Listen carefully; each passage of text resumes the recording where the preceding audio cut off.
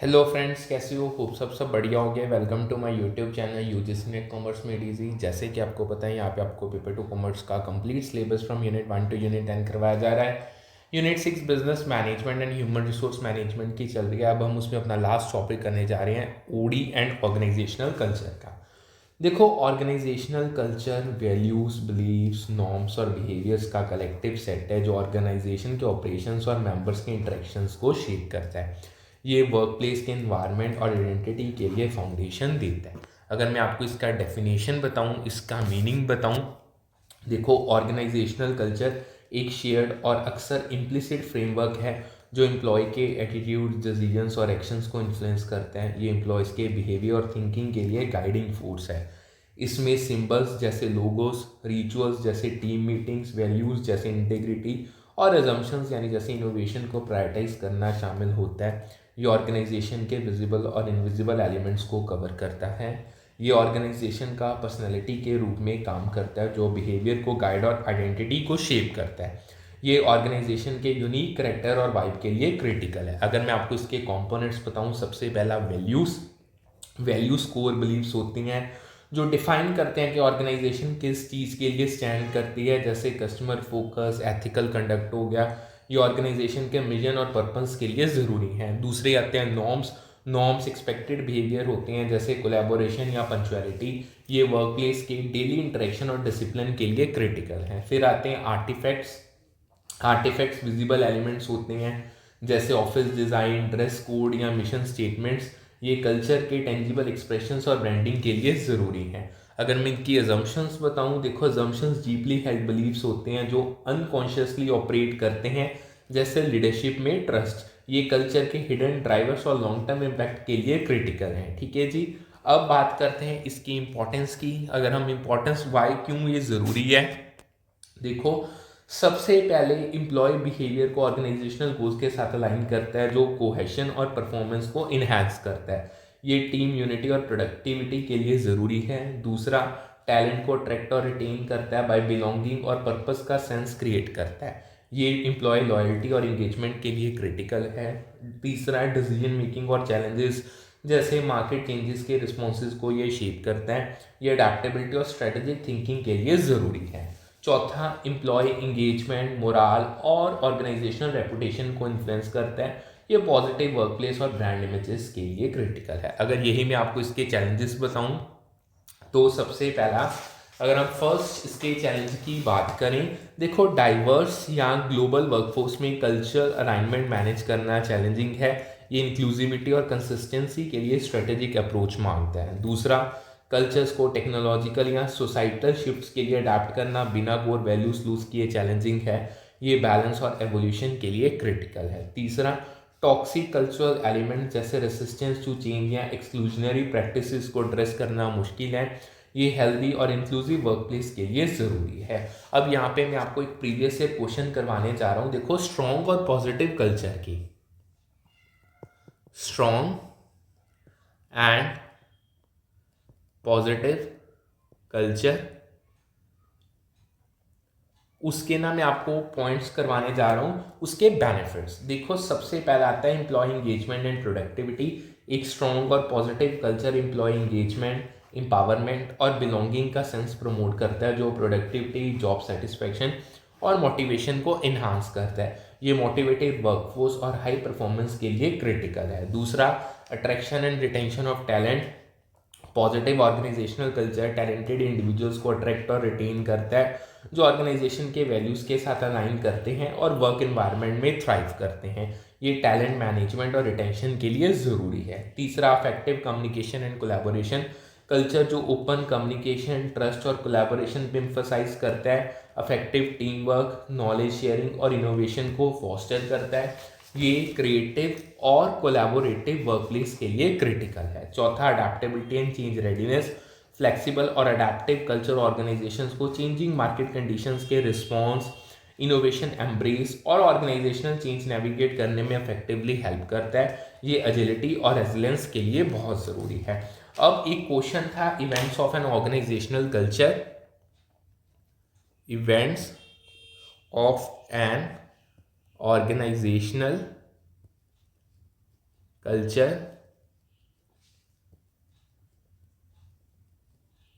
इसका क्वेश्चन है। देखो सबसे पहले इसमें आती हैं customer orientation and employee policies. Customer orientation और एम्प्लॉय पॉलिसीज ऑर्गेनाइजेशन के कस्टमर नीड्स मीट करने और एम्प्लॉयज़ को क्वालिटी कस्टमर सर्विस डिलीवरी करने के लिए पॉलिसीज के फोकस को रिफ्लेक्ट करते हैं। ये कस्टमर सेटिस्फेक्शन और एम्प्लॉयज मोड के लिए क्रिटिकल है। दूसरा, quality orientation, directing and motivating styles. Quality orientation, directing और मोटिवेटिंग स्टाइल्स ऑर्गेनाइजेशन की क्वालिटी पे एम्फोसिस और एम्प्लॉयज़ को डायरेक्ट और मोटिवेट करने के लीडरशिप स्टाइल्स को इंडिकेट करते हैं। ये हाई स्टैंडर्ड्स और एम्प्लॉय एंगेजमेंट के लिए ज़रूरी है। तीसरा, decision making, products and services and responsibilities to society.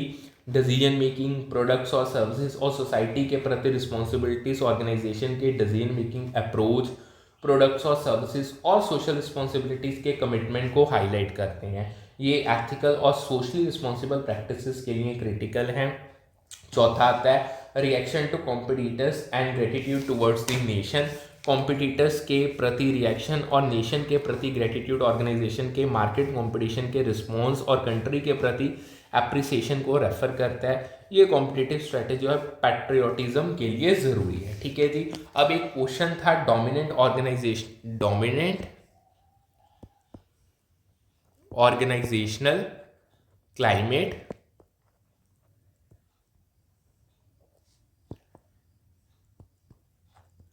Of clubs, ये उसका एक क्वेश्चन है। देखो क्लब्स का डोमिनेंट ऑर्गेनाइजेशनल क्लाइमेट अक्सर एफिलिएशन के मोटिव से करेक्टराइज्ड होता है। ये कम्युनिटी और सोशल बॉन्डिंग के लिए क्रिटिकल है। Clubs typically common interest, hobbies या गोल शेयर करने वाले इंडिविजुअल्स को एक साथ लाते हैं। ये शेयर्ड पर्पस और कनेक्शन के लिए ज़रूरी है। Club members social connections, belongingness और कैमरेडेरी सीख करते हैं क्लब सेटिंग के अंदर। ये सेंस ऑफ कम्युनिटी और एंगेजमेंट के लिए क्रिटिकल है। फोकस कम्युनिटी का सेंस फॉस्टर करना और क्लब मेंबर्स के बीच सोशल इंटरेक्शंस प्रमोट करना है। ये स्ट्रॉन्ग रिलेशनशिप और ग्रुप कोहेशन के लिए ज़रूरी है। इसीलिए एफिलिएशन का मोटिव क्लब्स के डोमिनेंट ऑर्गेनाइजेशनल क्लाइमेट के साथ वेल अलाइन करता है। ये क्लब कल्चर और पर्पस के लिए परफेक्ट फिट है। यूनिवर्सिटी, टीचिंग डिपार्टमेंट्स और साइंटिफिक ऑर्गेनाइजेशंस का डोमिनेंट ऑर्गेनाइजेशनल क्लाइमेट अक्सर एक्सपर्ट पावर के मोटिव से करेक्टराइज्ड होता है। ये नॉलेज ड्रिवन इन्वायरमेंट्स के लिए क्रिटिकल है। अब यहीं से क्वेश्चन आया था एक एक्सपर्ट पावर क्या है। ठीक है जी, उसका क्वेश्चन है एक्सपर्ट पावर। देखो एक्सपर्ट पावर इंडिविजुअल्स के नॉलेज, एक्सपर्टाइज और स्पेसिफिक डोमेन में कॉम्पिटेंस की वजह से इन्फ्लुएंस और अथॉरिटी को रेफर करता है। ये एकेडमिक और साइंटिफिक क्रेडिबिलिटी के लिए ज़रूरी है। एकेडमिक और साइंटिफिक इन्वायरमेंट्स में फैकल्टी मेंबर्स, रिसर्चर्स और साइंटिस्ट के एक्सपर्टाइज और नॉलेज हाईली वैल्यूड होते हैं और ऑर्गेनाइजेशनल क्लाइमेट शेप करने में सिग्निफिकेंट रोल प्ले करते हैं। ये इंटेलेक्चुअल लीडरशिप और इनोवेशन के लिए क्रिटिकल है। यूनिवर्सिटी, टीचिंग डिपार्टमेंट्स और साइंटिफिक ऑर्गेनाइजेशन में फोकस अक्सर रिसर्च, इंटेलेक्चुअल परस्यूट्स और नॉलेज एडवांसमेंट पे होता है। यह एकेडमिक एक्सीलेंस और डिस्कवरी के लिए ज़रूरी है। एक्सपर्टाइज और स्पेशलाइज्ड नॉलेज वाले इंडिविजुअल्स अपने फील्ड्स में एक्सपर्टाइज और कंट्रीब्यूशन के बेसिस में इन्फ्लुएंस और पावर एक्सर्ट करते हैं। ये ऑर्गेनाइजेशनल इम्पैक्ट और अथॉरिटी के लिए क्रिटिकल है। ठीक है जी। अब एक क्वेश्चन है जेरार्ड जे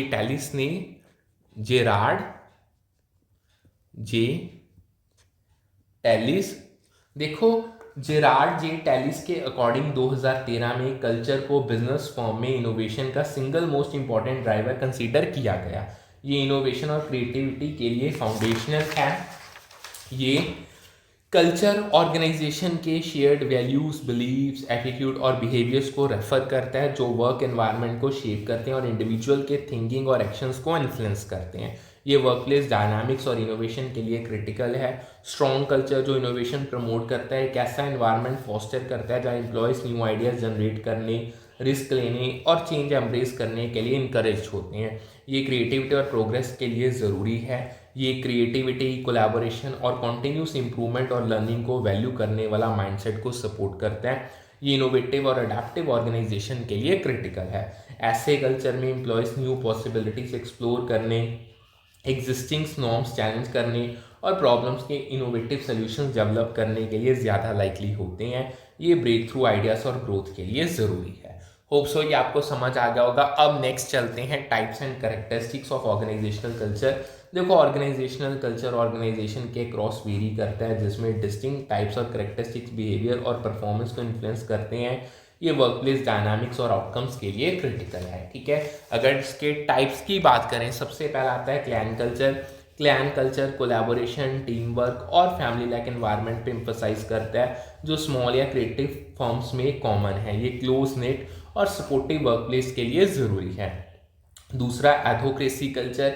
एडोक्रेसी कल्चर इनोवेशन, रिस्क टेकिंग और अडेप्टेबिलिटी पे फोकस करता है, जो टेक या स्टार्टअप इंडस्ट्रीज में प्रिवेलेंट है। ये डायनामिक और क्रिएटिव एनवायरनमेंट के लिए क्रिटिकल है। Third market culture. Market culture competition, results और अचीवमेंट को प्रायोरिटाइज करता है, जो सेल्स ड्रिवन ऑर्गेनाइजेशन में टिपिकल है। ये परफॉर्मेंस ड्रिवन और गोल ओरिएंटेड वर्कप्लेस के लिए ज़रूरी है। फिर आता है चौथा हायरार्की कल्चर।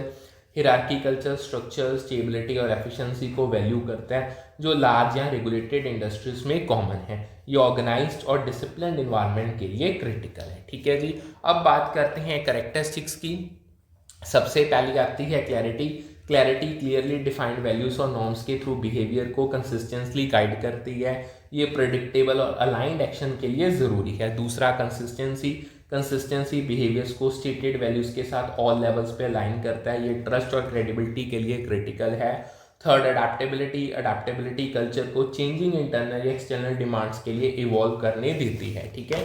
ये रेसिलेंस और रेलेवेंस के लिए ज़रूरी है। चौथा आता है employee engagement. Strong cultures commitment और बिलोंगिंग का सेंस फॉस्टर करके एम्प्लॉय इंगेजमेंट को बढ़ाते हैं। ये मोटिवेटेड और लॉयल वर्कफोर्स के लिए क्रिटिकल है। यही अगर हम इसके असेसमेंट टूल्स की बात करें, सबसे पहला देखो कंपीटिंग वैल्यू फ्रेमवर्क्स जैसे फ्रेमवर्क्स कल्चर को फ्लेक्सिबिलिटी वर्सेस स्टेबिलिटी और इंटरनल वर्सेस एक्सटर्नल फोकस के बेसिस पे कैटेगराइज करते हैं।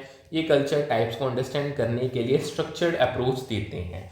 सर्विस। दूसरा सर्विस जैसे डेंसन ऑर्गेनाइजेशनल कल्चर सर्वे कल्चर स्ट्रेंथ और अलाइनमेंट को मेजर करता है। ये डाटा ड्रिवन कल्चर असेसमेंट के लिए क्रिटिकल है। जो तीसरा बात करें आर्टिफैक्ट्स और बिहेवियर्स का ऑब्जर्वेशन अंडरलाइंग अजम्पशंस के इनसाइट्स देता है। ये कल्चर के हिडन एस्पेक्ट्स को समझने के लिए ज़रूरी है। यही अगर मैं आपको इसके सिग्निफिकेंस और चैलेंजेस बताऊं तो सिग्निफिकेंस देखो कल्चर टाइप्स को समझना प्रैक्टिसेस को स्ट्रेटेजिक गोल्स और एम्प्लॉय नीड्स के साथ अलाइन करने में हेल्प करता है। ये ऑर्गेनाइजेशनल सक्सेस और एम्प्लॉय सेटिस्फेक्शन के लिए क्रिटिकल है। यही अगर मैं चैलेंजेस की बात करूँ कल्चरल कंसिस्टेंसी और फ्लेक्सिबिलिटी को बैलेंस करना, कल्चर रिजिडिटी अवॉइड करना और डाइवर्स टीम्स को क्रॉस इंक्लूसिविटी इंश्योर करना चैलेंजिंग है। ये अडैप्टिव और इंक्लूसिव वर्कप्लेस के लिए ज़रूरी है। अब बात करते हैं ऑर्गेनाइजेशनल चेंज की। देखो अगर हम ऑर्गेनाइजेशनल चेंज की बात करें तो ऑर्गेनाइजेशनल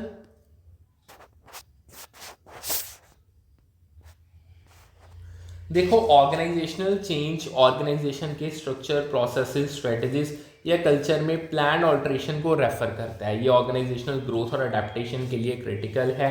चेंज इंटरनल फैक्टर जैसे strategic shifts, technological advancements, mergers या एक्सटर्नल फैक्टर जैसे मार्केट ट्रेंड्स, रेगुलेटरी चेंजेस से ड्रिवन हो सकता है। ये डायनामिक रिस्पॉन्स और एलिमेंट्स के लिए ज़रूरी है, ठीक है। अब यहाँ पे क्वेश्चन है, प्रीवियस ईयर क्वेश्चन है, वो मैं आपको करवाने जा रहा हूँ। Managing organisational change effectively. Managing organisation change effectively, ठीक है जी। ये प्रीवियस ईयर क्वेश्चन है। देखो सबसे पहले आता है change planning. Change planning change objectives को क्लियरली डिफाइन करता है, चेंज मैनेजमेंट प्लान डेवलप करता है और चेंज ड्राइव करने के लिए रोल्स और रिस्पॉन्सिबिलिटीज एस्टैब्लिश करता है। ये स्ट्रक्चर्ड अप्रोच और क्लैरिटी के लिए क्रिटिकल है। दूसरा communication and stakeholder engagement. Communication और स्टेक होल्डर इंगेजमेंट चेंज की नीड को कम्युनिकेट करता है, कंसर्न एड्रेस करता है और एम्प्लॉयज़ और स्टेक होल्डर्स को चेंज प्रोसेस में इन्वॉल्व करके सपोर्ट और कमिटमेंट बिल्ड करता है। ये बाय इन कोलैबोरेशन के लिए ज़रूरी है। थर्ड आता है change implementation. Change implementation change plan को एग्जीक्यूट करता है, प्रोग्रेस मॉनिटर करता है और किसी भी रेसिस्टेंस या ऑब्स्टेकल्स को एड्रेस करता है। ये स्मूथ एग्जीक्यूशन और अडेप्टेशन के लिए बहुत ज़्यादा क्रिटिकल है, ठीक है जी। फिर आता है change evaluation. Change evaluation change के इम्पैक्ट को असेस करता है, फीडबैक गैदर करता है और नेसेसरी एडजस्टमेंट करते हैं ताकि चेंज इफेक्टिवली इंप्लीमेंट हो और डिजायर्ड आउटकम्स डिलीवर करे। ये सक्सेस मेजरमेंट और रिफाइनमेंट के लिए ज़रूरी है। ठीक है जी। अगर मैं बताऊं सक्सेसफुल ऑर्गेनाइजेशन, देखो सक्सेसफुल ऑर्गेनाइजेशनल चेंज के लिए strong leadership, effective communication, employee involvement और सपोर्टिव ऑर्गेनाइजेशनल कल्चर ज़रूरी है जो चेंज को एम्ब्रेस और मैनेज करता है। ये सस्टेनेबल ट्रांसफॉर्मेशन और सक्सेस के लिए क्रिटिकल है। अब यही बात करें, एक क्वेश्चन था वर्टिकल स्ट्रेच गोल्स का। वर्टिकल स्ट्रेच गोल्स इसका क्वेश्चन था। देखो वर्टिकल स्ट्रेच गोल्स एक ऐसा स्ट्रेच गोल है जो लोगों को उनके करंट एक्टिविटीज में higher levels of success achieve करने के लिए चैलेंज करता है। ये परफॉर्मेंस इंप्रूवमेंट और मोटिवेशन के लिए क्रिटिकल है। वर्टिकल स्ट्रेच गोल्स इंडिविजुअल्स या टीम्स को उनके एग्जिस्टिंग रूल्स या एक्टिविटीज में हायर परफॉर्मेंस और सक्सेस के लेवल्स तक पुश करने के लिए डिजाइंड होते हैं। ये ग्रोथ और एक्सीलेंस के लिए ज़रूरी है। ये गोल्स इंडिविजुअल्स को उनके प्रीवियस अचीवमेंट सरपास करने, न्यू बेंचमार्क सेट करने और करंट डोमेन में कंटिन्यूस इंप्रूवमेंट और ग्रोथ के लिए स्ट्राइव करने के लिए चैलेंज करते हैं। ये पर्सनल और प्रोफेशनल डेवलपमेंट के लिए क्रिटिकल हैं। वर्टिकल स्ट्रेच गोल्स सेट करके इंडिविजुअल्स को अपने स्किल्स इन्हांस करना, नॉलेज एक्सपैंड करना और करंट स्कोप ऑफ वर्क में ग्रेटर रिस्पॉन्सिबिलिटीज लेने के लिए इनकरेज किया जाता है। ये पोटेंशियल मैक्सिमाइजेशन और करियर ग्रोथ के लिए बहुत ज़रूरी है। ठीक है। ये गोल्स इंडिविजुअल्स को उनके एग्जिस्टिंग रोल्स में न्यू परफॉर्मेंस लेवल्स और फुल पोटेंशियल अचीव करने में हेल्प करते हैं। ये मोटिवेशन और एक्सीलेंस के लिए क्रिटिकल है। ठीक है जी। होप सो ये आपको समझ आ गया होगा। जो हमारा नेक्स्ट टॉपिक है उस नेक्स्ट क्वेश्चन पे चलते हैं, एडवांटेजेस।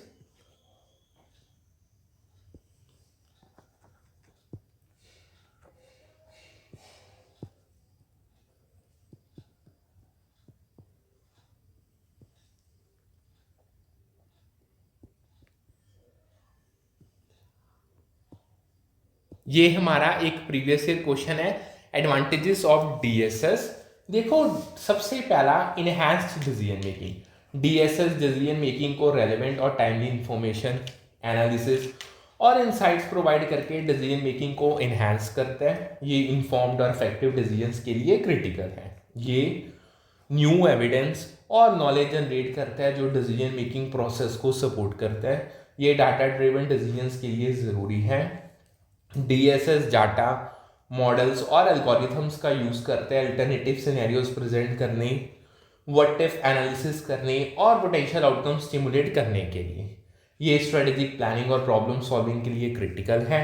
ये डिसीजन मेकर्स को ज़्यादा इन्फॉर्म्ड और इफेक्टिव डिसीजंस लेने के लिए इनेबल करता है। ये बेटर आउटकम्स और एफिशिएंसी के लिए ज़रूरी है। ठीक है जी।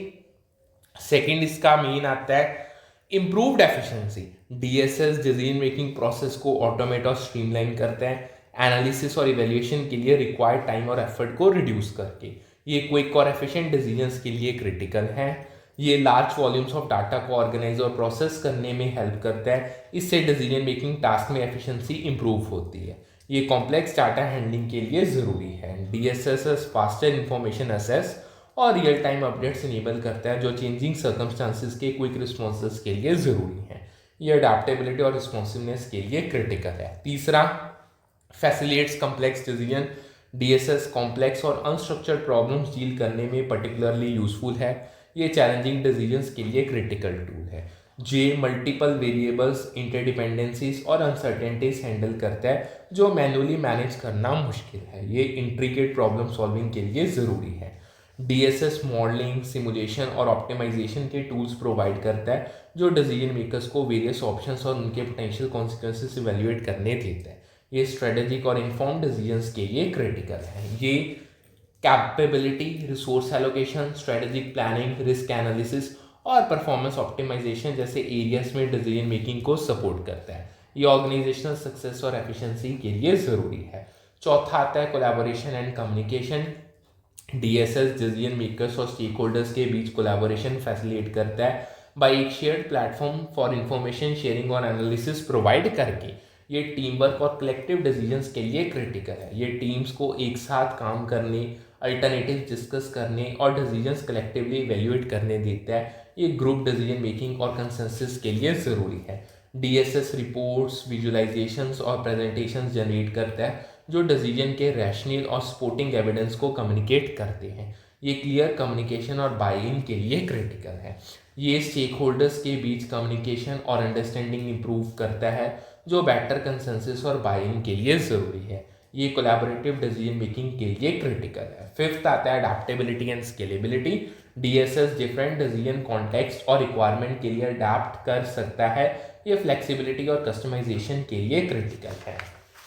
ये स्पेसिफिक इंडस्ट्रीज, डोमेन्स या डिसीजन मेकिंग प्रोसेसेस के लिए कस्टमाइज्ड हो सकता है। ये टेलर्ड सोल्यूशन के लिए ज़रूरी है। डीएसएस स्केलेबिलिटी का पोटेंशियल रखता है, जो इंक्रीजिंग वॉल्यूम्स ऑफ डाटा और यूजर्स को हैंडल करने देता है एज ऑर्गेनाइजेशन ग्रोथ। ये ग्रोथ और एफिशिएंसी के लिए क्रिटिकल है। ठीक है जी, होप सो ये आपको अच्छे से समझ आ गया होगा। अब एक क्वेश्चन है फंक्शंस ऑफ लोअर मैनेजमेंट।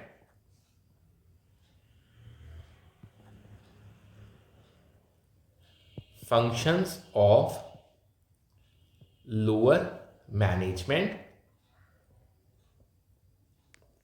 देखो, सबसे पहला वर्कर्स के बीच डिसिप्लिन मेंटेन करना लोअर मैनेजमेंट का फंक्शन है। ये वर्कप्लेस ऑर्डर और रूल्स के लिए ज़रूरी है। दूसरा, लोअर लेवल मैनेजर्स वर्कप्लेस में रूल्स इन्फोर्स और डिसिप्लिन मेंटेन करने के लिए रिस्पॉन्सिबल होते हैं। ये कॉन्सिस्टेंट और फेयर मैनेजमेंट के लिए क्रिटिकल है। तीसरा, वर्कर्स को ट्रेनिंग प्रोवाइड करना लोअर मैनेजमेंट का फंक्शन है। ये स्किल डेवलपमेंट और प्रोडक्टिविटी के लिए ज़रूरी है। चौथा, लोअर लेवल मैनेजर्स अक्सर वर्कर्स को ट्रेनिंग और गाइडेंस देते हैं उनके स्किल्स और प्रोडक्टिविटी इन्हांस करने के लिए। ये एम्प्लॉय ग्रोथ और परफॉर्मेंस के लिए क्रिटिकल है। पांचवा, गुड ह्यूमन रिलेशंस मेंटेन करना लोअर मैनेजमेंट का फंक्शन है। ये पॉजिटिव वर्कप्लेस एनवायरनमेंट के लिए ज़रूरी है। ठीक है। सिक्स्थ आता है, लोअर लेवल मैनेजर्स वर्कर्स के बीच पॉजिटिव रिलेशनशिप्स फॉस्टर करना और कॉन्फ्लिक्ट रिजॉल्व करने के लिए रिस्पॉन्सिबल होते हैं। ये टीम हार्मनी और कोलैबोरेशन के लिए क्रिटिकल होता है। होप सो ये आपको अच्छे से समझ आ गया होगा। अब एक क्वेश्चन था ह्यूमन रिलेशन अप्रोच का। ह्यूमन रिलेशन अप्रोच, उसका क्वेश्चन है जो मैं आपको करवाने चाह रहा हूं। देखो, ह्यूमन रिलेशंस अप्रोच ने रेबल हाइपोथेसिस को रिजेक्ट किया बाय आर्ग्यूइंग कि वर्कर सिर्फ मनी के लिए काम नहीं करते। ये ह्यूमन मोटिवेशन के ब्रॉडर पर्सपेक्टिव के लिए ज़रूरी है। रेबल हाइपोथेसिस एक बिलीव थी कि वर्कर्स प्राइमरली मॉनेटरी रिवॉर्ड से मोटिवेटेड होते हैं और उनकी परफॉर्मेंस और प्रोडक्टिविटी हायर वेजेस या फाइनेंशियल इंसेंटिव से बढ़ाई जा सकती है। ये आउटडेटेड व्यू को चैलेंज करने के लिए क्रिटिकल है। ह्यूमन रिलेशंस अप्रोच, जो हॉथॉर्न स्टडी से रिप्रेजेंट होती है, वर्कप्लेस में सोशल और साइकोलॉजिकल फैक्टर्स के इंपॉर्टेंस पे एम्फसाइज करती है। ये एम्प्लॉय मोटिवेशन और इंगेजमेंट के लिए ज़रूरी है। ये आर्ग्यू करता है कि वर्कर्स मनी के अलावा वेरियस फैक्टर्स से मोटिवेटेड होते हैं, जैसे social interactions, recognition, job satisfaction और बिलोंगिंगनेस का सेंस। ये हॉलिस्टिक मोटिवेशन अप्रोच के लिए क्रिटिकल है। होप सो ये क्वेश्चन आपको अच्छे से समझ आ गया होगा। अब हम नेक्स्ट क्वेश्चन को देखते हैं। जो नेक्स्ट क्वेश्चन है ना, वो है the steps of creating a market competitive पे प्लान। मार्केट कॉम्पिटिटिव पे प्लान, इसके स्टेप्स का क्वेश्चन था। देखो, सबसे पहले बेंचमार्क जॉब्स चूज करना और कंपेंसेबल फैक्टर सेलेक्ट करना मार्केट कॉम्पिटिटिव पे प्लान का पहला स्टेप है। ये जॉब वर्थ और पे क्राइटेरिया के लिए फाउंडेशन देता है। बेंचमार्क जॉब्स रिप्रेजेंटेटिव पोजीशंस होते हैं जो अदर जॉब्स के रिलेटिव वर्थ डिटरमाइन करने के रेफरेंस पॉइंट्स के रूप में यूज होते हैं। ये फेयर पे स्ट्रक्चर के लिए क्रिटिकल है। इस स्टेप में ऑर्गेनाइजेशंस बेंचमार्क जॉब्स आइडेंटिफाई करते हैं और कंपेंसेबल फैक्टर सेलेक्ट करते हैं जो जॉब वर्थ इवैल्यूएट और पे लेवल्स डिटरमाइन करने के की क्राइटेरिया होते हैं।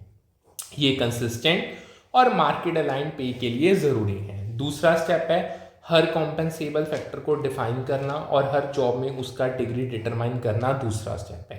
ये जॉब रोल्स के स्पेसिफिक वैल्यू को मेजर करता है। हर कंपेंसेबल फैक्टर को डिफाइन किया जाता है और हर जॉब में उसका डिग्री या लेवल असाइन किया जाता है। ये जॉब डिफरेंशिएशन और पे फेयरनेस के लिए क्रिटिकल है। डिग्रीज जॉब के कंपेंसेबल फैक्टर्स के कैरेक्टरिस्टिक्स पोजेस करने के एक्सटेंट को रिप्रेजेंट करते हैं। ये एक्यूरेट जॉब वैल्यूएशन के लिए ज़रूरी है। तीसरा, करंट और मार्केट वेज रेट्स को कंपेयर और एडजस्ट करना तीसरा स्टेप है। ये कॉम्पिटिटिव पे इंश्योर करता है। इस स्टेप में ऑर्गेनाइजेशंस अपने जॉब्स के करंट वेज रेट्स को सिमिलर पोजीशंस के मार्केट वेज रेट्स के साथ कंपेयर करते हैं। ये मार्केट कॉम्पिटिटिवनेस के लिए क्रिटिकल है। अगर डिस्क्रिपेंसीज हैं तो कॉम्पिटिटिवनेस और एक्सटर्नल लेबर मार्केट के साथ अलाइनमेंट इंश्योर करने के लिए एडजस्टमेंट्स की जाती हैं। ये टैलेंट अट्रैक्शन और रिटेंशन के लिए ज़रूरी है। पे ग्रेड्स डेवलप करना चौथा स्टेप है। ये स्ट्रक्चर्ड कॉम्पनसेशन फ्रेमवर्क के लिए क्रिटिकल है। पे ग्रेड्स प्री डिटरमाइंड पे रेंजेस या स्ट्रक्चर्स होते हैं जो जॉब्स को उनके रिलेटिव वैल्यू या वर्थ के बेसिस पे ग्रुप करते हैं। ये कंसिस्टेंट पे सिस्टम के लिए ज़रूरी है। इस स्टेप में ऑर्गेनाइजेशंस पे ग्रेड्स एस्टैब्लिश करते हैं कॉम्पनसेशन लेवल्स डिटरमाइन करने के लिए, सिस्टमेटिक फ्रेमवर्क प्रोवाइड करने के लिए। ये फेयर और ऑर्गेनाइज्ड पे स्ट्रक्चर के लिए ज़रूरी है। रेट चेंजेस एस्टैब्लिश करना पांचवा स्टेप है। ये सैलरी प्रोग्रेशन के लिए ज़रूरी है। पे ग्रेड्स एस्टैब्लिश होने के बाद ऑर्गेनाइजेशंस हर ग्रेड के अंदर रेट चेंजेस या इंक्रीमेंट डिटरमाइन करते हैं। ये स्ट्रक्चर्ड सैलरी इंक्रीजेस के लिए ज़रूरी है। इसमें हर ग्रेड के मिनिमम, मिड पॉइंट और मैक्सिमम पे लेवल्स डिफाइन करना और रेंज के अंदर सैलरी इंक्रीजेस का प्रोग्रेशन डिटरमाइन करना शामिल होता है। ठीक है जी। ये एम्प्लॉय मोटिवेशन और रिटेंशन के लिए ज़रूरी है। अब मैं आपको थॉमस ए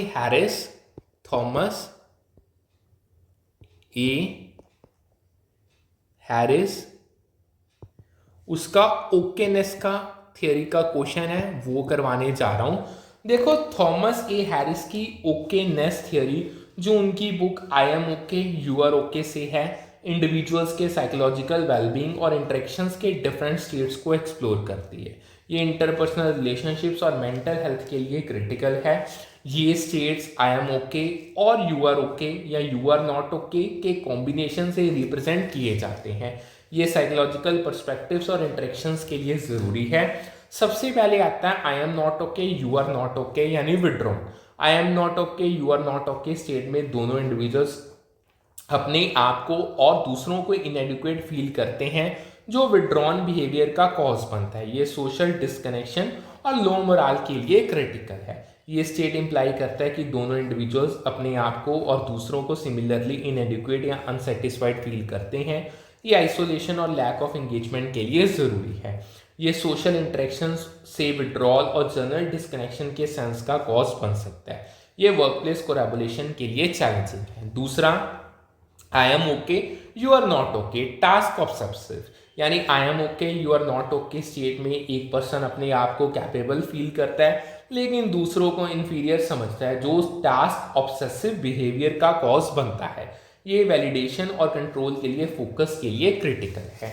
इस स्टेट में एक पर्सन अपने आप को कैपेबल और एडिक्वेट समझता है जबकि दूसरों को लैकिंग या इन्फीरियर दिखता है। ये सुपीरियॉरिटी कॉम्प्लेक्स और टास्क फोकस के लिए ज़रूरी है। ये माइंडसेट एक्सेसिवली टास्क और अचीवमेंट्स पे फोकस करने का टेंडेंसी रिजल्ट करता है। अक्सर अकम्पलिशमेंट के थ्रू वैलिडेशन और कंट्रोल सीख करता है। ये वर्कप्लेस डायनामिक्स और टीम वर्क के लिए चैलेंजिंग है। तीसरा, I am okay you are okay confronting. I am okay you are okay state एक हेल्दी पर्सपेक्टिव है जहां दोनों इंडिविजुअल्स अपने आप और दूसरों को पॉजिटिवली देखते हैं, जो कन्फ्रंटिंग बिहेवियर को प्रमोट करता है। ये ओपन कम्युनिकेशन और कोलैबोरेशन के लिए क्रिटिकल है। ये स्टेट एक हेल्दी पर्सपेक्टिव रिफ्लेक्ट करता है जहां दोनों इंडिविजुअल्स का पॉजिटिव सेल्फ इमेज होता है और दूसरों को भी पॉजिटिव लाइट में देखते हैं। ये पॉजिटिव वर्कप्लेस रिलेशनशिप्स के लिए ज़रूरी है। वे कॉन्फ्लिक्ट्स और चैलेंजेस को डायरेक्टली अप्रोच करते हैं ओपन कम्युनिकेशन और कोलैबोरेशन की विलिंगनेस के साथ। ये कॉन्फ्लिक्ट रेजोल्यूशन और टीम वर्क के लिए क्रिटिकल है। चौथा आता है I am not okay you are okay यानी dependent. I am not okay you are okay state में एक पर्सन अपने आप को इनएडिक्वेट फील करता है और दूसरों को कैपेबल समझता है, जो डिपेंडेंट बिहेवियर का कॉज बनता है। ये रिलायंस और सपोर्ट सीकिंग के लिए क्रिटिकल है। ये स्टेट एक पर्सन के अपने आप को इनएडिक्वेट या इंफीरियर परसीव करने और दूसरों को ज़्यादा कैपेबल समझने को इन्वॉल्व करता है। ये डिपेंडेंसी डायनामिक्स के लिए ज़रूरी होता है। वे हैविली दूसरों पे सपोर्ट, वैलिडेशन और डिसीजन मेकिंग के लिए रिलाई करते हैं। अक्सर उनको ओके समझकर डिपेंडेंसी फील करते हैं। ये वर्कप्लेस इंडिपेंडेंस और कॉन्फिडेंस के लिए चैलेंज है। ठीक है जी। अब एक क्वेश्चन था stages of burnout. Stages of burn out. ठीक है जी। इसमें सबसे पहला आता है fatigue due to excessive work. देखो बर्नआउट का पहला स्टेज एक्सेसिव वर्क की वजह से फैटीग और एग्जॉशन फील करना है, जो प्रोलॉन्ग स्ट्रेस से होता है। ये फिजिकल और मेंटल स्ट्रेन के लिए क्रिटिकल है। दूसरा डिसलाइक फॉर वर्क। बर्नआउट के प्रोग्रेस होने पर इंडिविजुअल्स वर्क के प्रति नेगेटिव फीलिंग्स और डिससेटिस्फेक्शन डेवलप कर सकते हैं। ये मोटिवेशन और एंगेजमेंट के लिए चैलेंजिंग है। उन्हें मोटिवेशन और एंगेजमेंट की कमी का एक्सपीरियंस हो सकता है। ये वर्कप्लेस प्रोडक्टिविटी के लिए क्रिटिकल इशू है। Third, failure to achieve targets. Burnout के फाइनल स्टेज में इंडिविजुअल्स फेलियर का सेंस और रिड्यूस प्रोडक्टिविटी एक्सपीरियंस कर सकते हैं। ये परफॉर्मेंस और गोल्स के लिए सीरियस चैलेंजिंग है। वे अपने टारगेट्स मीट करने में स्ट्रगल करते हैं और रिस्पॉन्सिबिलिटी से ओवरवेल्म फील कर सकते हैं। ये मेंटल हेल्थ और वर्क परफॉर्मेंस के लिए क्रिटिकल है। ठीक है जी। अब अगर स्टेजेस की हैं तो एक क्वेश्चन आता है कि किससे बर्नआउट होता है, उसके अगर हम कॉजेज की बात करें, कॉजेज का क्वेश्चन बहुत बार आता है, वो मैं आपको करवाने जा रहा हूँ। देखो सबसे पहला आता है negative social behaviour. Burnout irritability, aggression और दूसरों के प्रति नेगेटिव एटीट्यूड का कॉज बन सकता है, जो नेगेटिव सोशल बिहेवियर का रिजल्ट देता है। ये वर्कप्लेस रिलेशनशिप के लिए हार्मफुल है। दूसरा physical and mental strain. Burnout physical symptoms जैसे फटीग्स, हेडेक्स और स्लीप डिस्टर्बेंसेस का कॉज बन सकता है। ये हेल्थ और वेलबींग के लिए क्रिटिकल इशू है। यानी बेसिकली ये बर्नआउट्स के क्या कॉजेस हैं, ठीक है, जो चीज़ें बर्नआउट के रिजल्ट में आती हैं उसका ये क्वेश्चन है। यानी ये मेंटल स्ट्रेन भी कॉज करता है, इंक्लूडिंग इमोशनल एग्जॉशन और डीपर्सनलाइजेशन के फीलिंग्स। ये मेंटल हेल्थ और वर्कप्लेस एंगेजमेंट के लिए चैलेंजिंग है। देखो बर्नआउट के साइनिज्म स्टेज में, एक ये साइनिज्म यहाँ पे मैं मेंशन कर देता हूँ, साइनिज्म इस स्टेज का ना क्वेश्चन पूछा जाता है, ये मैं बताने जा रहा हूं। देखो बर्नआउट के साइनिसिज्म स्टेज में एक पर्सन दूसरों से विड्रॉन होता है और उनके प्रति इंटरेस्ट की कमी दिखाता है। ये सोशल डिस्कनेक्शन और टीम डायनामिक्स के लिए हार्मफुल है। साइनिज्म बर्नआउट का कॉमन सिम्टम है जहां इंडिविजुअल्स डिटैच्ड, विड्रॉन और दूसरों के प्रति इंटरेस्ट या कंसर्न की कमी दिखाते हैं। ये वर्कप्लेस मोराल और कोलैबोरेशन के लिए क्रिटिकल चैलेंज है। अब एक और बर्नआउट में से क्वेश्चन जो आता है, that is the resource imbalance model of burnout. The resource imbalance model of burn out. देखो सबसे पहले job demand resource model. Job demands resource model job demands और जॉब रिसोर्सेज के बीच इम्बैलेंस पे फोकस करता है। ये बर्नआउट के कॉजेस को एक्सप्लेन करने के लिए क्रिटिकल है। ये सजेस्ट करता है कि बर्नआउट तब होता है जब जॉब डिमांड्स अवेलेबल रिसोर्सेज से ज़्यादा होते हैं, जो स्ट्रेस और एग्जॉशन का कॉज बनता है। ये वर्कप्लेस स्ट्रेस मैनेजमेंट के लिए ज़रूरी है। फिर conservation of resource model. Conservation of resources model resources के लॉस और लैक को बर्नआउट के की फैक्टर के रूप में एम्फेसाइज करता है। ये रिसोर्स मैनेजमेंट और वेलबींग के लिए क्रिटिकल है। ये सजेस्ट करता है कि इंडिविजुअल्स बर्नआउट एक्सपीरियंस करते हैं जब वे रिसोर्स डिप्लीशन फेस करते हैं या डिमांड स्कोप करने के लिए न्यू रिसोर्सेज एक्वायर नहीं कर पाते। ये रिसोर्स अवेलेबिलिटी और स्ट्रेस के लिए ज़रूरी है। तीसरा आता है areas of work life model. Areas of work life model work life के डिफरेंट एरियाज जैसे workload, control, reward, community, fairness और वैल्यूज के बर्नआउट पे इम्पैक्ट को एग्जामिन करते हैं। ये हॉलिस्टिक वर्कप्लेस एनालिसिस के लिए क्रिटिकल है। ये सजेस्ट करता है कि इन एरियाज में इम्बैलेंसेस बर्नआउट का कॉज बन सकते हैं। ये बैलेंस्ड वर्कप्लेस एनवायरनमेंट के लिए ज़रूरी है। सो होप सो ये आपको अच्छे से समझ आ गया होगा। अब चलते हैं ओडी पे। ठीक है जी। देखो ऑर्गेनाइजेशनल डेवलपमेंट एक प्लान्ड और सिस्टमेटिक अप्रोच है जो बिहेवियरल और स्ट्रक्चरल इंटरवेंशंस के थ्रू ऑर्गेनाइजेशनल इफेक्टिवनेस इंप्रूव करती है। ये ऑर्गेनाइजेशनल ग्रोथ और परफॉर्मेंस के लिए क्रिटिकल है। अगर मैं इसका आपको डेफिनेशन बताऊं, देखो ओडी एक डेलिब्रेट प्रोसेस है जो प्रोसेसेस, कल्चर और एम्प्लॉय कैपेबिलिटीज इंप्रूव करके ऑर्गेनाइजेशन के गोल्स अचीव करने की कैपेसिटी को इन्हांस करता है। ये स्ट्रेटेजिक और ह्यूमन फोकस डेवलपमेंट के लिए ज़रूरी है।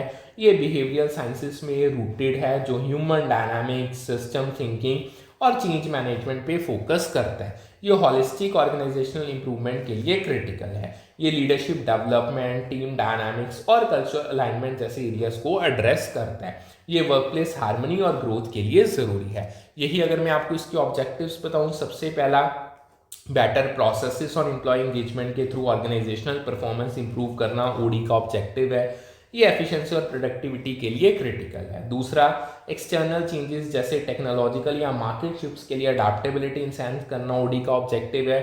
ये ऑर्गेनाइजेशनल रेसिलियंस के लिए ज़रूरी है। तीसरा, पॉजिटिव कल्चर फॉस्टर करना जो कोलैबोरेशन और इनोवेशन सपोर्ट करता है, ओडी का ऑब्जेक्टिव है। ये क्रिएटिव और इंक्लूसिव वर्कप्लेस के लिए क्रिटिकल है। चौथा, एम्प्लॉय स्किल्स और लीडरशिप डेवलप करना लॉन्ग टर्म ग्रोथ सस्टेन करने के लिए ओडी का ऑब्जेक्टिव है। ये सस्टेनेबल सक्सेस के लिए ज़रूरी है। अगर हम इसके रोल की बात करें, सबसे पहला, ऑर्गेनाइजेशनल प्रैक्टिसेस को स्ट्रेटेजिक ऑब्जेक्टिव्स जैसे डिजिटल ट्रांसफॉर्मेशन के साथ अलाइन करता है। ये स्ट्रेटेजिक गोल्स और मॉडर्नाइजेशन के लिए क्रिटिकल है। दूसरा, इंक्लूसिविटी या कॉन्टिन्यूस लर्निंग जैसे वैल्यूज प्रमोट करके कल्चर को स्ट्रेंथन करता है। ये पॉजिटिव वर्कप्लेस एनवायरनमेंट के लिए ज़रूरी है। तीसरा, ट्रेनिंग, कोचिंग और फीडबैक सिस्टम्स के थ्रू एम्प्लॉय डेवलपमेंट को सपोर्ट करता है। ये स्किल ग्रोथ और एंगेजमेंट के लिए क्रिटिकल है। चौथा, मर्जर्स या रीस्ट्रक्चरिंग जैसे ट्रांजिशंस के लिए ऑर्गेनाइजेशंस को प्रिपेयर करके चेंज फैसिलिटेट करता है। ये स्मूथ चेंज मैनेजमेंट के लिए ज़रूरी है। अगर यही मैं इसको इसके चैलेंजेस आपको बताऊं, देखो सबसे पहला, एम्प्लॉयज़ या लीडरशिप से ओडी इंटरवेंशन के रेसिस्टेंस को ओवरकम करना चैलेंजिंग है। ये चेंज एक्सेप्टेंस और बाई इन के लिए क्रिटिकल है। ठीक है जी। अगर हम सेकेंड पॉइंट की बात करें, इंटरवेंशंस को स्पेसिफिक ऑर्गेनाइजेशनल नीड्स के अकॉर्डिंग टेलर करना, इंश्योर करना मुश्किल है। ये रेलेवेंट और इफेक्टिव सोल्यूशन के लिए ज़रूरी है। थर्ड, कॉम्प्लेक्स या डायनामिक इन्वायरमेंट्स में ओडी इफेक्टिवनेस मेजर करना चैलेंजिंग है। ये एक्यूरेट इम्पैक्ट असेसमेंट के लिए क्रिटिकल है। अब बात करते हैं इसके प्रोसेसेस एंड टेक्निक्स की। देखो, ओडी स्ट्रक्चर प्रोसेसेस और टेक्निक्स इन्वॉल्व करता है इश्यूज डायग्नोस करने, इंटरवेंशंस इंप्लीमेंट करने और आउटकम्स इवेल्युएट करने के लिए, जो सस्टेनेबल इंप्रूवमेंट फॉस्टर करते हैं। ये लॉन्ग टर्म ऑर्गेनाइजेशनल ग्रोथ के लिए क्रिटिकल है। अगर यही हम ओडी के प्रोसेस की बात करें, सबसे पहले आते हैं डायग्नोसिस, सर्वेस, इंटरव्यूज या डाटा एनालिटिक्स का यूज़ करके करंट ऑर्गेनाइजेशनल स्टेट को असेस करते हैं स्ट्रेंथ्स और वीकनेसेस आइडेंटिफाई करने के लिए। ये प्रॉब्लम आइडेंटिफिकेशन और प्लानिंग के लिए क्रिटिकल है। दूसरा, इंटरवेंशन डिज़ाइन स्ट्रेटेजीज डेवलप करता है इश्यूज एड्रेस करने के लिए, जैसे लीडरशिप ट्रेनिंग या प्रोसेस रीडिज़ाइन। ये टारगेटेड सोल्यूशन के लिए बहुत ज़रूरी है। थर्ड आता है इम्प्लीमेंटेशन स्टेट, इंटरवेंशंस को स्टेक होल्डर इन्वॉल्वमेंट और क्लियर कम्युनिकेशन के साथ एग्जीक्यूट करना इम्प्लीमेंटेशन का हिस्सा है। ये सक्सेसफुल एग्जीक्यूशन और बाइंग के लिए क्रिटिकल है। ठीक है जी। इसके अलावा अगर हम बात करें, चौथी आता है इवेल्युएशन आउटकम्स को मैट्रिक्स जैसे एम्प्लॉय एंगेजमेंट हो गया, प्रोडक्टिविटी या कल्चरल अलाइनमेंट के थ्रू मेजर करता है। ये इम्पैक्ट असेसमेंट और इम्प्रूवमेंट के लिए ज़रूरी है। फिफ्थ आता है फीडबैक और एडजस्टमेंट रिजल्ट के बेसिस में इंटरवेंशंस रिफाइन करता है कंटिन्यूस इंप्रूवमेंट इंश्योर करने के लिए। ये अडेप्टेबिलिटी और लॉन्ग टर्म सक्सेस के लिए क्रिटिकल है। यही अगर हम इसके टेक्निक्स की बात करें, सबसे पहले टीम बिल्डिंग वर्कशॉप्स या ग्रुप एक्टिविटीज़ के थ्रू कोलैबोरेशन इन्हांस करती है। ये टीम वर्क और कोहेशन के लिए ज़रूरी है। दूसरा, लीडरशिप डेवलपमेंट कोचिंग, मेंटरिंग या 360 डिग्री फीडबैक के थ्रू स्किल्स बिल्ड करता है। ये इफेक्टिव लीडरशिप और ग्रोथ के लिए ज़रूरी है। थर्ड आता है प्रोसेस कंसल्टेशन वर्कफ्लोज को एनालाइज और रिडिज़ाइन करके इंप्रूव करता है। ये ऑपरेशनल एफिशिएंसी के लिए ज़रूरी है। चौथा आता है कल्चरल इंटरवेंशंस ट्रेनिंग या पॉलिसी चेंजेस के थ्रू वैल्यूज़ और बिहेवियर्स को अलाइन करता है। ये कल्चरल अलाइनमेंट और पॉजिटिविटी के लिए क्रिटिकल है। फिफ्थ आता है सर्वे फीडबैक्स एम्प्लॉय सर्वेस का यूज़ करते हैं इश्यूज आइडेंटिफाई और इंटरवेंशंस गाइड करने के लिए। ये डाटा ड्रिवन डिसीजंस के लिए ज़रूरी है। यही अगर हम इसकी इम्प्लीमेंटेशन कंसिडरेशंस की बात करें, सबसे पहला स्टेक होल्डर्स को इंगेज करना, बाई इन, इंश्योर और रेसिस्टेंस रिड्यूस करने के लिए ज़रूरी है। ये चेंज एक्सेप्टेंस और सक्सेस के लिए क्रिटिकल है। दूसरा, डाटा ड्रिवन अप्रोचेस का यूज़ इंटरवेंशंस प्रायोरिटाइज और इम्पैक्ट मेजर करने के लिए ज़रूरी है। ये एविडेंस बेस्ड डिसीजंस के लिए बहुत ज़रूरी है। तीसरा, ओडी एफर्ट्स को ऑर्गेनाइजेशनल स्ट्रेटेजी और कल्चर के साथ अलाइन करना ज़रूरी है। ये स्ट्रेटेजिक रेलेवेंस और इफेक्टिवनेस के लिए क्रिटिकल है। यही अगर मैं आपको इसके चैलेंजेस बताऊं, अगर हम इसके चैलेंजेस की बात करें, सबसे पहला, बजट कंस्ट्रेंट इन्वायरमेंट्स में ओडी इनिशिएटिव्स के रिसोर्स डिमांड्स मैनेज करना चैलेंजिंग है। ये कॉस्ट इफेक्टिव प्लानिंग के लिए ज़रूरी है। दूसरा, इंटरवेंशंस को ग्लोबल या रिमोट टीम्स के क्रॉस स्केलेबल इंश्योर करना मुश्किल है। ये इंक्लूसिविटी और अडेप्टेबिलिटी के लिए क्रिटिकल है। तीसरा, शॉर्ट टर्म फिक्सेस और लॉन्ग टर्म कल्चरल या स्ट्रक्चरल चेंजेस के बीच बैलेंस करना चैलेंजिंग है। ये सस्टेनेबल इंप्रूवमेंट के लिए ज़रूरी है। ठीक है जी।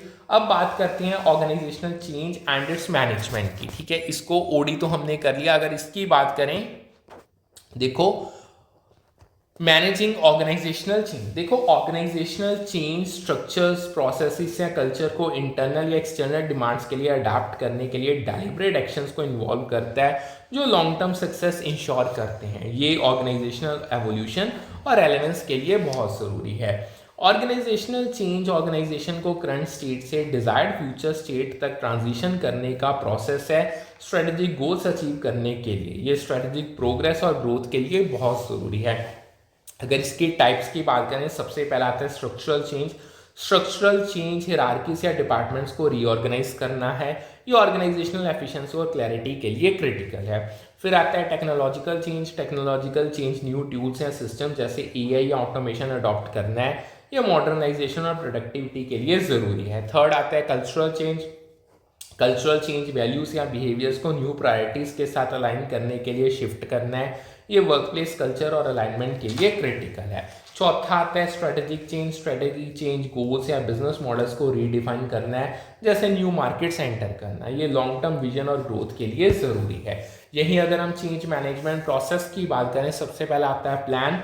प्लान चेंज की नीड आइडेंटिफाई करता है, ऑब्जेक्टिव सेट करता है और स्ट्रेटेजी डेवलप करता है। ये स्ट्रक्चर चेंज अप्रोच के लिए ज़रूरी है। दूसरा आता है कम्युनिकेट। कम्युनिकेट चेंज का विजन और रैशनल शेयर करता है स्टेक होल्डर सपोर्ट गेन करने के लिए। ये बाइंग और कोलैबोरेशन के लिए ज़रूरी है। तीसरा आता है implement. Implement pilot programmes, training या रीस्ट्रक्चरिंग के थ्रू चेंजेस एग्जीक्यूट करता है। ये प्रैक्टिकल एग्जीक्यूशन और प्रोग्रेस के लिए क्रिटिकल है। चौथा आता है मॉनिटर। मॉनिटर मैट्रिक्स जैसे अडॉप्शन रेट्स या परफॉर्मेंस आउटकम्स के थ्रू प्रोग्रेस ट्रैक करता है। ये सक्सेस मैनेजमेंट के लिए ज़रूरी है। फिफ्थ आता है सस्टेन। सस्टेन चेंजेस को कल्चर और प्रोसेसेस में एम्ड करता है रिग्रेशन प्रिवेंट करने के लिए। ये लॉन्ग टर्म स्टेबिलिटी और सक्सेस के लिए क्रिटिकल है। यही अगर हम इसके मॉडल्स की बात करें, सबसे पहला आता है Lewis change model. Lewis change model unfreeze यानी चेंज के लिए प्रिपेयर, चेंज यानी इम्प्लीमेंट और रीफ्रीज यानी स्टेबलाइज स्टेप्स इन्वॉल्व करता है। ये स्ट्रक्चर चेंज प्रोसेस के लिए क्रिटिकल है। फिर आता है इसमें क्वार्टर्स 8 स्टेप मॉडल। अगर हम इसकी बात करें, quarters 8 step model urgency create करना, कोलिशंस बिल्ड करना, विजन कम्युनिकेट करना, एक्शन एम्पावर करना, विंस जनरेट करना, मोमेंटम सस्टेन करना और चेंज इंस्टीट्यूशनलाइज करना इन्वॉल्व करता है। ये कॉम्प्रिहेंसिव चेंज मैनेजमेंट के लिए ज़रूरी है। फिर आता है ADKAR model. ADKAR model awareness, desire, knowledge, ability और रीइंफोर्समेंट पे फोकस करता है। ये इंडिविजुअल लेवल चेंज मैनेजमेंट के लिए क्रिटिकल है। अगर मैं इसका सिग्निफिकेंस बताऊं, significance market shifts, technological advancement या रेगुलेटरी चेंजेस के लिए अडेप्टेशन इनेबल करता है। ये ऑर्गेनाइजेशनल रेलेवेंस और रेजिलेंस के लिए क्रिटिकल है। यही चैलेंजेस बताऊं, चैलेंजेस रेसिस्टेंस ओवरकम करना, चेंज फैटिग मैनेज करना और ऑर्गेनाइजेशनल कल्चर के साथ अलाइनमेंट इंश्योर करना है। ये स्मूथ चेंज इम्प्लीमेंटेशन के लिए क्रिटिकल है। ठीक है जी। अब हम चलते हैं, कुछ पूरी यूनिट में से कुछ प्रीवियस ईयर क्वेश्चंस हैं जो करने इंपॉर्टेंट है। सबसे पहला आता है ऑर्गेनाइजेशनल सोशलाइजेशन। ऑर्गेनाइजेशनल सोशलाइजेशन,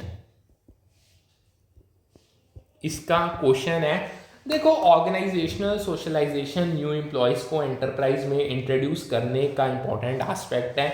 ये ऑनबोर्डिंग और इंटीग्रेशन के लिए क्रिटिकल है। वीकेंड पोजीशन फिल करना स्पेसिफिकली न्यू मैनेजर्स के सोशलाइजेशन के लिए डिज़ाइन नहीं है। ये हायरिंग और रोल फिट के लिए ज़रूरी है।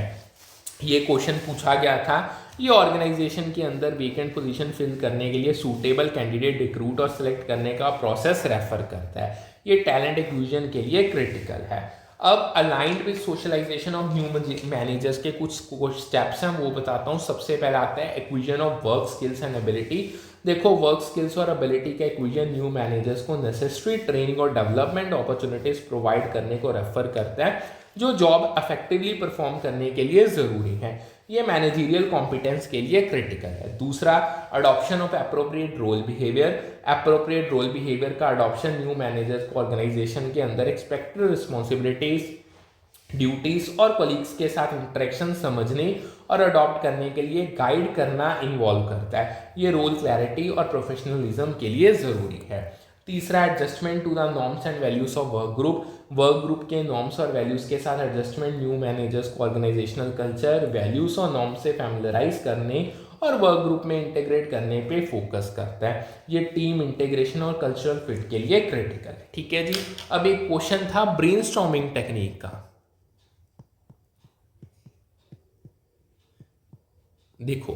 देखो ब्रेनस्टॉर्मिंग टेक्निक एक प्रॉब्लम के लिए नंबर ऑफ अल्टरनेटिव जनरेट करने की डिमांड करता है। ये क्रिएटिव प्रॉब्लम सॉल्विंग के लिए क्रिटिकल है। ब्रेनस्टॉर्मिंग सेशंस में पार्टिसिपेंट जितने ज़्यादा अल्टरनेटिव सोच सके जनरेट करते हैं बिना उनको इवेल्युएट किए। ये फ्री थिंकिंग और क्रिएटिविटी के लिए ज़रूरी है। ब्रेनस्टॉर्मिंग एक क्रिएटिव प्रॉब्लम सॉल्विंग टेक्निक है जो ग्रुप ऑफ पीपल को इन्वॉल्व करती है, जो एक प्रॉब्लम के लिए लार्ज नंबर ऑफ आइडियाज और सॉल्यूशंस जनरेट करते हैं। ये इनोवेटिव सॉल्यूशंस के लिए क्रिटिकल है। ब्रेनस्टॉर्मिंग सेशंस में पार्टिसिपेंट्स को बिना इवेल्युएट या क्रिटिक किए जितना ज़्यादा अल्टरनेटिव्स या आइडियाज जनरेट करने के लिए इनकरेज किया जाता है। ये ओपन माइंडेडनेस और क्रिएटिविटी के लिए ज़रूरी है। एम फ्री थिंकिंग और क्रिएटिविटी स्टिमुलेट करना है बाय ऑल आइडियाज को बिना जजमेंट के एक्सप्रेस करके अलाउ करके। ये डाइवर्स सॉल्यूशंस और इनोवेशन के लिए क्रिटिकल है। अब नेक्स्ट क्वेश्चन था the main stages in customer relationship life cycle. जो कस्टमर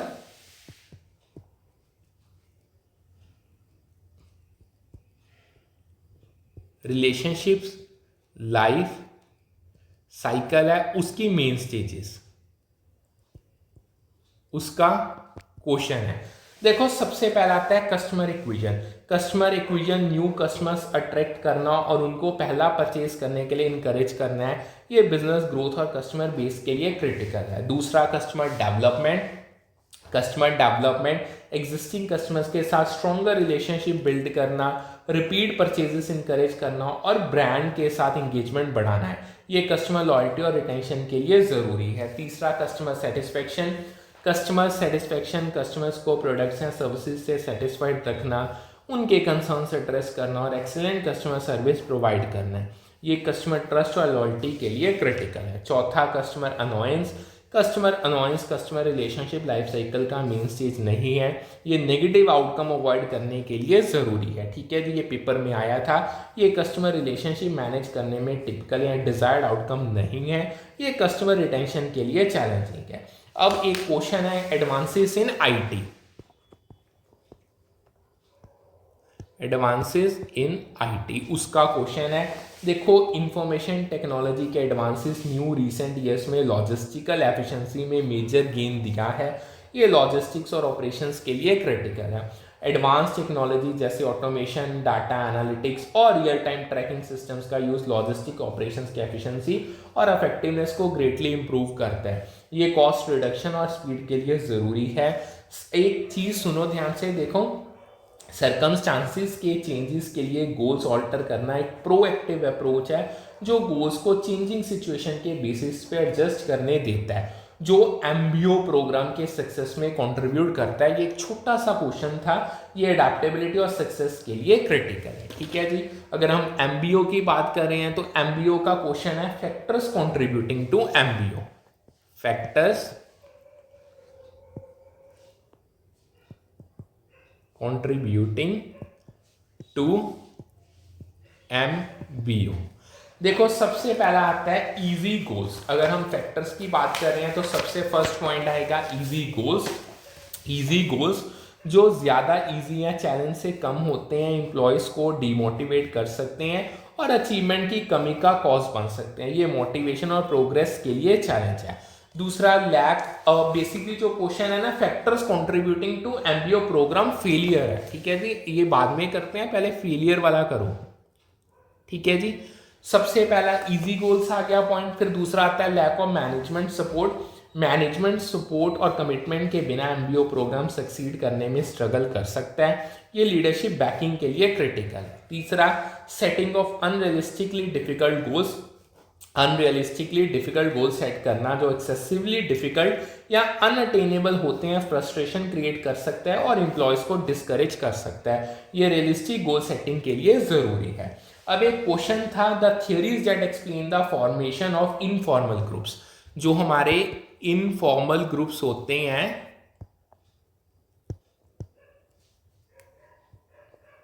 उसको जो थ्योरीज पूछी गई थी जो उसको फॉर्म करती हैं, इसमें सबसे पहले आती है प्रोपेनक्यूटी थ्योरी।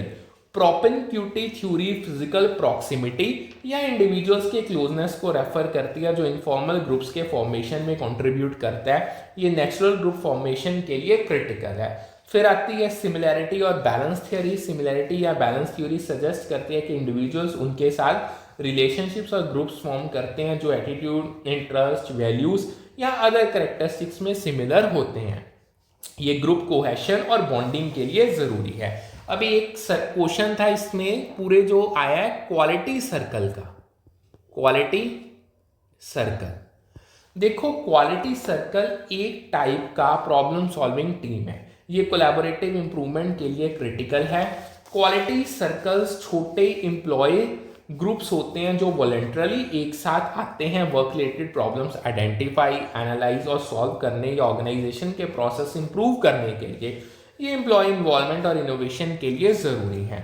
वे क्वालिटी इंप्रूवमेंट पे फोकस करते हैं और ब्रेनस्टॉर्मिंग, डाटा एनालिसिस और सॉल्यूशंस इंप्लीमेंट करने जैसे एक्टिविटीज़ में पार्टिसिपेट करते हैं, ये प्रोसेस एफिशिएंसी और क्वालिटी के लिए क्रिटिकल है। ठीक है, एक क्वेश्चन था मैचिंग का क्वेश्चन था, basically the matching of the category of compensation with the compensation plan.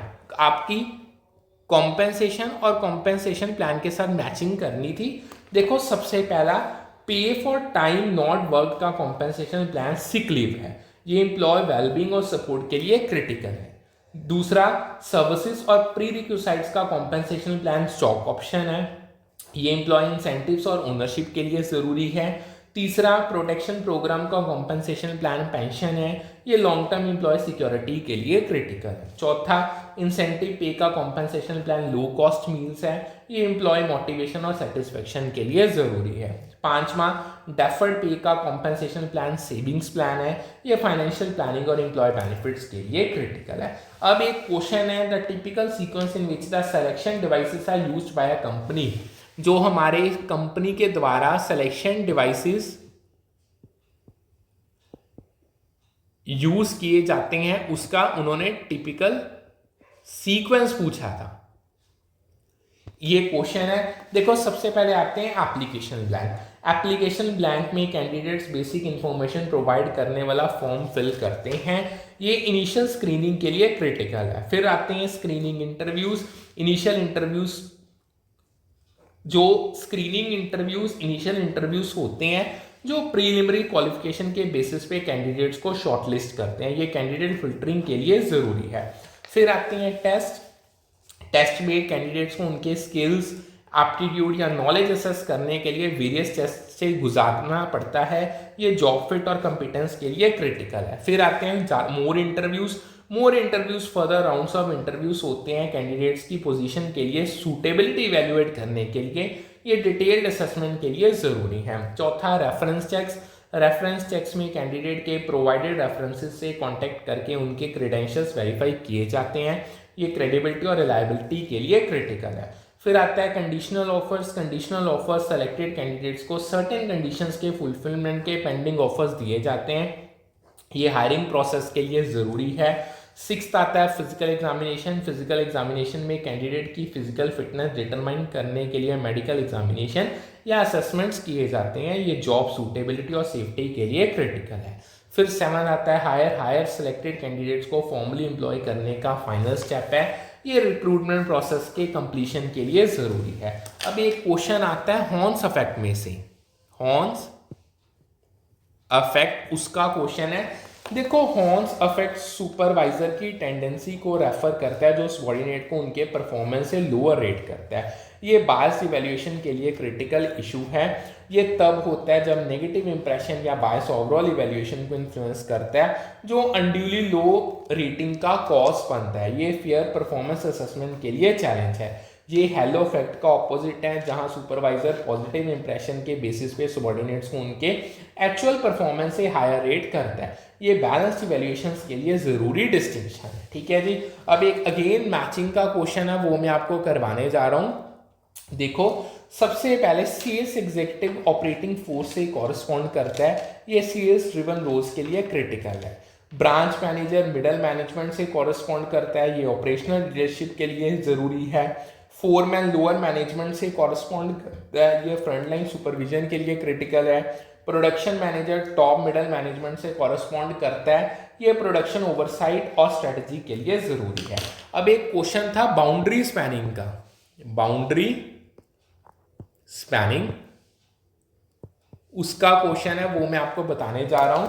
देखो बाउंड्री स्पैनिंग एक प्रोसेस है जो ऑर्गेनाइजेशन और उसके एम्प्लॉयज को स्पेसिफिक एक्टिविटीज या फंक्शंस के थ्रू एक्सटर्नल एनवायरनमेंट से लिंक करने में हेल्प करता है। ये एक्सटर्नल रिलेशनशिप और कम्युनिकेशन के लिए क्रिटिकल है। बाउंड्री स्पैनिंग एक्टिविटीज और फंक्शंस को रेफर करता है जो ऑर्गेनाइजेशन और एम्प्लॉयज को एक्सटर्नल एनवायरनमेंट से कनेक्ट और इंटरेक्ट करने में हेल्प करते हैं।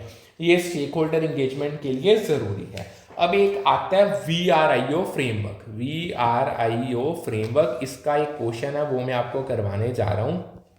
देखो HR फंक्शन में यूज होने वाला VRIO फ्रेमवर्क यानी वैल्यू, रेयरिटी, इमिटेबिलिटी और ऑर्गेनाइजेशन के लिए स्टैंड करता है। ये कॉम्पिटिटिव एडवांटेज एनालिसिस के लिए क्रिटिकल है। बर्ने द्वारा प्रपोज्ड व्रियो, बर्ने यानी BARNEY उसका नेम है जिसने इसको दिया था। बर्ने द्वारा प्रपोज्ड व्रियो फ्रेमवर्क HR फंक्शन में रिसोर्सेज के कॉम्पिटिटिव एडवांटेज असेस करने के लिए यूज होता है।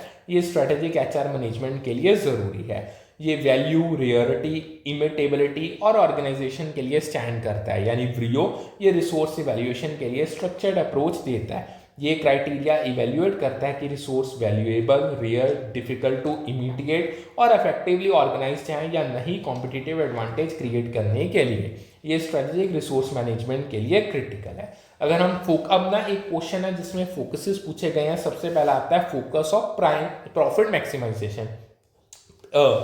देखो पीएम यानी प्रॉफिट है जो आपका फोकस ऑफ पीएम यानी जो आपकी पर्सोनल मैनेजमेंट है। ठीक है जी। उसका क्वेश्चन है। देखो पीएम यानी पर्सोनल मैनेजमेंट का focus profit maximisation by controlling people है। ये ट्रेडिशनल मैनेजमेंट अप्रोच के लिए क्रिटिकल है। ये भी बेसिकली मैचिंग का क्वेश्चन ही था। फिर फोकस ऑफ HRM यानी HRM ह्यूमन रिसोर्स मैनेजमेंट का focus development attitude by making people contribute their best है। ये एम्प्लॉय सेंट्रिक अप्रोच के लिए जरूरी है।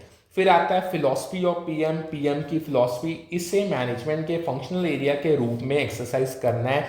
ये ऑपरेशनल फोकस के लिए क्रिटिकल है। फिर आती है फिलॉसफी ऑफ HRM की फिलॉसफी, इसे ह्यूमेन मैनेजमेंट के रूप में एक्सरसाइज करना है। ये एम्प्लॉय वेलबींग और एंगेजमेंट के लिए जरूरी है। अब बात करते हैं HR स्ट्रेटेजीज। देखो HR स्ट्रेटेजिक HRM से डिराइव होती हैं। ये ऑर्गेनाइजेशनल गोल्स और HR अलाइनमेंट के लिए क्रिटिकल है। स्ट्रेटेजिक HRM स्ट्रक्चर और कल्चर जैसे मैक्रो कंसर्न्स पे फोकस करता है। ये हॉलिस्टिक ऑर्गेनाइजेशनल स्ट्रेटेजी के लिए जरूरी है। अब अगेन एक मैचिंग का ही क्वेश्चन है वो मैं आपको करवाने जा रहा हूँ। देखो एंड्रागॉगी एडल्ट्स की ट्रेनिंग की आर्ट और साइंस है। ये एडल्ट लर्निंग के लिए क्रिटिकल है। फिर आती है पैडागॉगी इंस्ट्रक्शंस के स्ट्रेटजीज या स्टाइल्स हैं। ये टीचिंग मेथड्स के लिए जरूरी है। अब एक क्वेश्चन था टर्मिनल बिहेवियर उसका एक क्वेश्चन था। देखो टर्मिनल बिहेवियर ट्रेनिंग सेशंस के एंड में अल्टीमेट नॉलेज लेवल को रेफर करता है। ये ट्रेनिंग आउटकम्स के लिए बहुत ज्यादा क्रिटिकल है। अब बात करते हैं ट्रेनिंग इम्पेडिमेंट्स की। ट्रेनिंग इम्पेडिमेंट्स देखो ट्रेनिंग इम्पेडिमेंट्स में मैनेजमेंट का लैक ऑफ कमिटमेंट और ट्रेनिंग में रिसोर्सेज की स्कार्सिटी शामिल है, यही पेपर में पूछा गया था। ये इफेक्टिव ट्रेनिंग के लिए चैलेंजेस है। देखो टेक्नोलॉजिकल चेंज, नेक्स्ट चीज टेक्नोलॉजिकल चेंज और स्किल रिक्वायरमेंट्स ऑर्गेनाइजेशन में इन्वेस्टिगेशन का सब्जेक्ट बनाए गए हैं, ये वर्कफोर्स रेडीनेस के लिए क्रिटिकल है, ये दूसरा क्वेश्चन है। तीसरा, नियो क्लासिकल इकोनॉमिक थ्योरी कहती है कि टेक्नोलॉजिकल चेंजेस वर्कर से ब्रॉडर वैरायटी ऑफ स्किल्स और हायर एवरेज स्किल्स रिक्वायर करते हैं, ये मॉडर्न वर्कफोर्स डिमांड्स के लिए जरूरी है। अब एक क्वेश्चन था डीबीएमएस में से, देखो डाटाबेस मैनेजमेंट सिस्टम एक सॉफ्टवेयर सिस्टम है जो डाटा के मैनेजमेंट और ऑर्गेनाइजेशन के लिए अलाउ करता है, ये डाटा एफिशिएंसी और एक्सेसिबिलिटी के लिए बहुत क्रिटिकल है, ठीक है। अब एक क्वेश्चन था, अगर हमने डीबीएमएस का मीनिंग किया है तो उसकी एडवांटेजेस का क्वेश्चन था।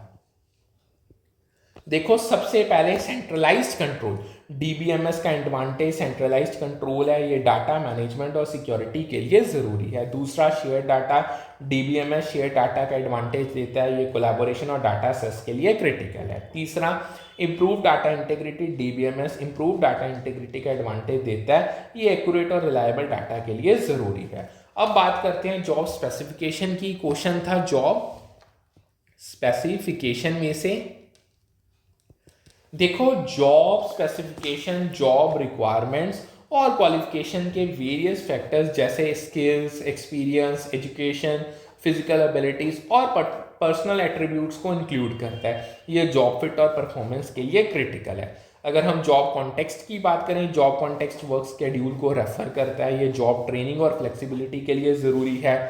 जॉब रिलेटेड टेंजिबल्स और इंटेंजिबल सर्विसेज रेंडर्ड को रेफर करता है, ये सारा मैचिंग का क्वेश्चन ही है, ये जॉब आउटपुट्स और वैल्यू के लिए क्रिटिकल है, ये दो मैचेस हो गए। तीसरा, वर्क एक्टिविटीज प्रोसीजर्स यूज्ड को रेफर करता है, ये जॉब प्रोसेसेस और एफिशिएंसी के लिए ज़रूरी है।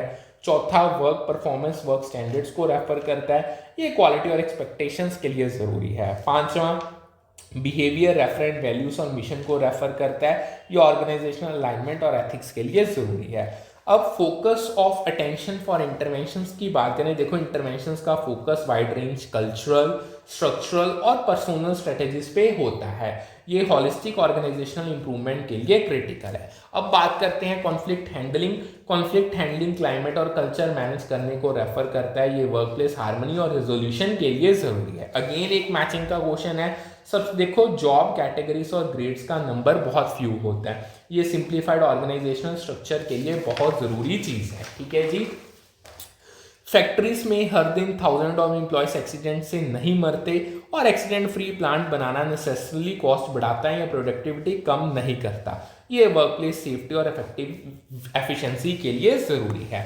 अब एक क्वेश्चन है, strategies commonly used to manage a shortage of employees, अगर आपकी ऑर्गेनाइजेशन में शॉर्टेज आती है, शॉर्टेज ऑफ एम्प्लॉयज, उसके लिए क्या स्ट्रेटेजीज होनी चाहिए, ये उसका क्वेश्चन है।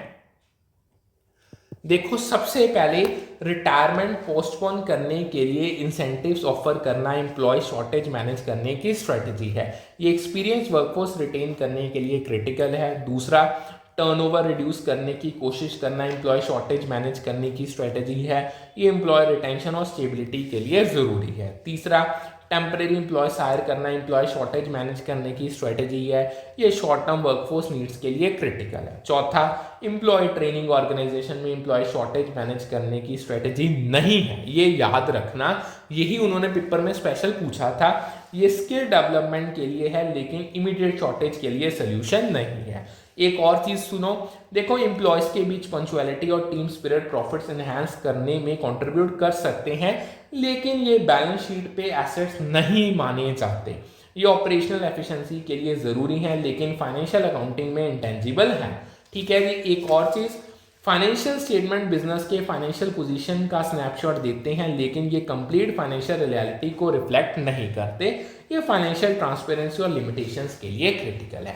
सो होप सो जितना करवाया आपको समझ आ गया होगा। सो इससे हमारी यूनिट नंबर 6 होती है कंप्लीट, जितने भी प्रीवियस क्वेश्चंस इसमें से आए थे वो सारे के सारे आपको करवा दिए। सो करते हैं आज का सेशन वाइंड अप, फिर मिलते हैं with a new session with a new set of topics. Thank you.